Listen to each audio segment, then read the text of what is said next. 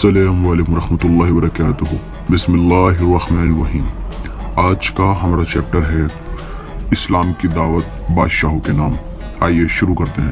سچ تو یہ ہے کہ حدیبیہ کے سمجھوتے سے کچھ اطمینان ہوا تو حضرت محمد صلی اللہ علیہ وسلم نے دعوت و تبلیغ کے کام پر اور زیادہ توجہ فرمائی۔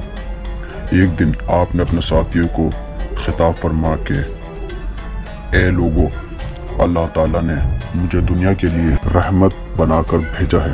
میرا پیغام ساری دنیا کے لیے ہے اور یہ سب کے لیے رحمت ہے۔ دیکھو، عیسیٰ کے حواریوں کی طرح اختلاف نہ کرنا، جاؤ میری طرف سے حق کا پیغام سب کو پہنچا دو۔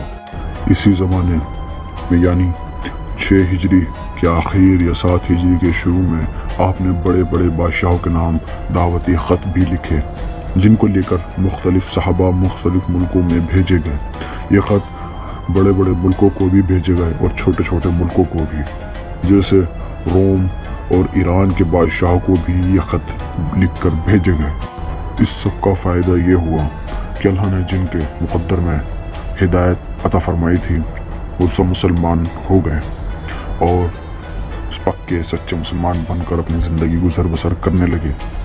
اور پھر ایک دن وہ آیا جس کا سب کو انتظار تھا، یعنی مکہ کی طرف دوبارہ اپنا سفر۔